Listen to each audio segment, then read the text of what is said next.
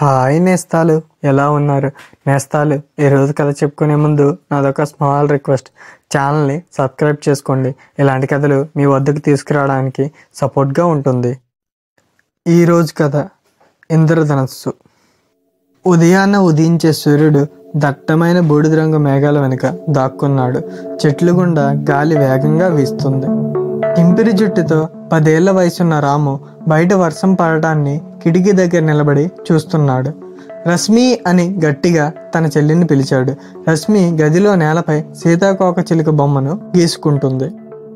వర్షం పడుతోంది, బయటికి వెళ్దాం అని రాము అన్నాడు. రశ్మి తలెత్తి చూసింది.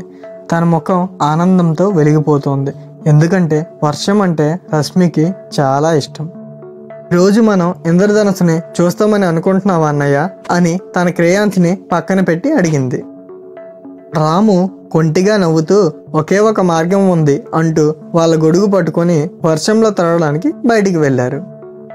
రాము గొడుగును పట్టుకొని జారుతూ డాన్సులు వేశాడు.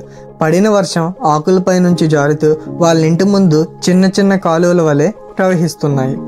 వర్షం వాళ్ళపైన పడిన ప్రతిసారి నవ్వుకుంటూ ఇద్దరు వర్షంలో గెంతులు వేశారు.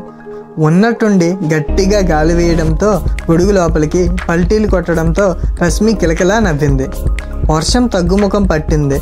మేఘాలు మెల్లగా విడిపోతుండగా ఆకాశంలో మందమైన ఇంద్రధనుస్సు కనిపించడం ప్రారంభించింది. చూడు రశ్మి, ఆకాశంలో అని రాము ఆకాశం వైపు చూపించాడు. ఆశ్చర్యంతో రశ్మి కళ్ళు పెద్దవయ్యాయి. ఇది చాలా దగ్గరగా కనిపిస్తోంది, మనం దానిని తాకవచ్చు, పద అది ఎక్కడ పడుతుందో వెతుకుదాం. సరే అంటూ గట్టిగా అరుచుకుంటూ వాళ్ళు బయలుదేరారు. అలా వెళుతూ ఉండగా గొడుగు మర్చిపోయారు. అలా నడుచుకుంటూ ముందుకు వెళ్తూ ఉండగా వారికి చాలా ఆశ్చర్యం కలిగించే సంఘటనలు ఎదురయ్యాయి. వర్షపు నీటిలో బాతులు ఈదుతూ కనిపించాయి. అలా వెళ్తూ ఉండగా బురదలోంచి మెరిసే గులకరాయిని రశ్మి తీసింది. అది చిన్న ఆభరణంలా మెరుస్తూ ఆమె జేబులో పెట్టుకుంది. బహుశా ఇది ఇంద్రధనుష్ యొక్క నిధిలో భాగం కావచ్చు, రశ్మి గుసగుసగా చెప్పింది.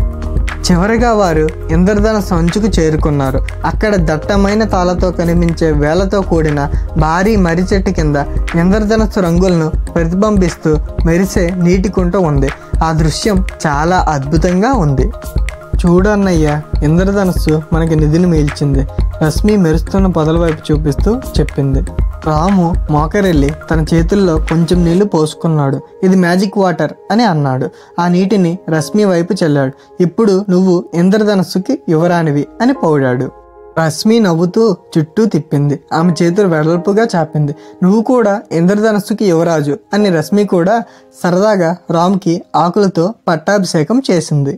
ఇంద్రధనుస్సు మసకబారుతూ ఉండగా సూర్యుడు మేఘాలను చీల్చుకుంటూ వెళ్తుండగా అన్నా చెల్లెలిద్దరూ మర్రి చెట్టు కింద కూర్చొని వాన చినుకుల్లో ప్రపంచం మెరుస్తున్నట్లు చూస్తున్నారు. పక్షులు కిలకల రావాలు మొదలయ్యాయి. కప్పలు మృదువైన రాగం పాడాయి. వర్షం కురిసిన ప్రతిసారి మనం తిరిగి రావాలి అని రాము వైపు రశ్మి వంగి చెప్పింది. రాము నవ్వుతూ మనం కలిసి వచ్చినప్పుడు వర్షం ఇంకా బాగుంటుంది.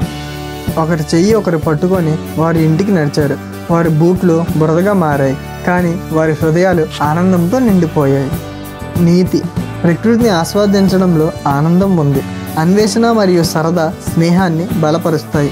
సహజమైన ప్రపంచాన్ని ప్రేమించడం, చిన్న చిన్న ఆశ్చర్యాలను గుర్తించడం జీవితంలో గొప్ప అనుభవంగా మారుస్తుంది.